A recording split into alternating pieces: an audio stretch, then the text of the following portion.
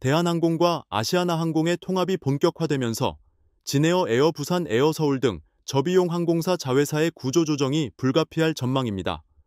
여기에 최근 발생한 제주항공 무안국제공항 참사가 더해지며 국내 LCC 시장의 재편이 가속화될 가능성까지 커졌습니다. 진에어는 국내 LCC 시장에서 안정적인 점유율을 기록하고 있습니다. 에어 부산은 부산과 영남권 중심의 지역 기반이 강점입니다. 반면 에어 서울은 주로 서울 동남아 노선에 특화돼 있으나 시장 점유율이 낮아 경쟁력 약화 우려가 나오고 있습니다. 항공업계는 LCC 3사의 중복 노선이 문제로 지적되며 구조 조정을 통해 효율성을 극대화할 필요가 있다고 보고 있습니다.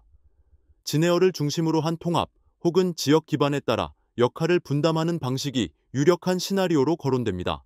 이런 가운데 지난해 12월 29일 무안국제공항에서 발생한 제주항공 7C2216편 B737-800 여객기 사고는 179명의 사망자를 내며 국내 항공업계에 큰 충격을 주었습니다.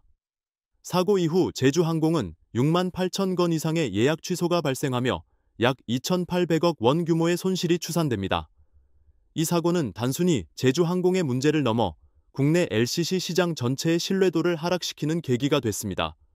소비자들의 불안감이 증폭되면서 항공사들이 시장 점유율을 회복하는 데 어려움을 겪을 것으로 보입니다. 하지만 제주항공의 시장 점유율 하락은 진에어, 에어 부산, 에어 서울 등 다른 LCC들에게는 기회로 작용할 수 있습니다. 이들 항공사는 안전성 강화를 통해 소비자 신뢰를 회복하고 제주항공이 잃은 점유율을 흡수하려는 전략을 펼칠 가능성이 있습니다. 대한항공과 아시아나항공의 통합은 국내 LCC 시장 구조를 크게 바꿀 것으로 보입니다.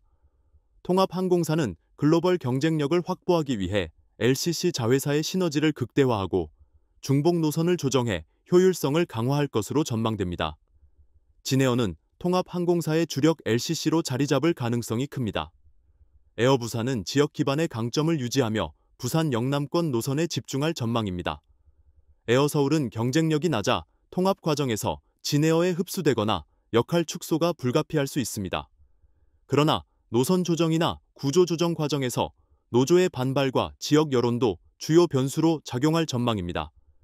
특히 에어 부산이 통합될 경우 부산 지역 여론의 반발이 심화될 가능성이 있습니다. 제주항공은 이번 참사를 계기로 안전관리 시스템을 대대적으로 개편해야 한다는 목소리가 높습니다.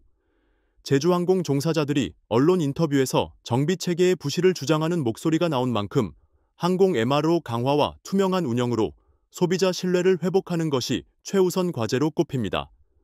정부와 항공업계가 이번 사고를 계기로 국내 항공사의 안전성을 전반적으로 점검하고 국제 기준에 부합하는 관리 체계를 도입해야 한다는 목소리가 높습니다. 이는 단순히 개별 항공사의 문제가 아닌 대한민국 항공산업 전반의 신뢰도를 회복하기 위한 필수 과제입니다. 대한항공과 아시아나 통합 이후 진에어 에어 부산 에어 서울의 구조 조정은 피할 수 없는 과제가 되었습니다.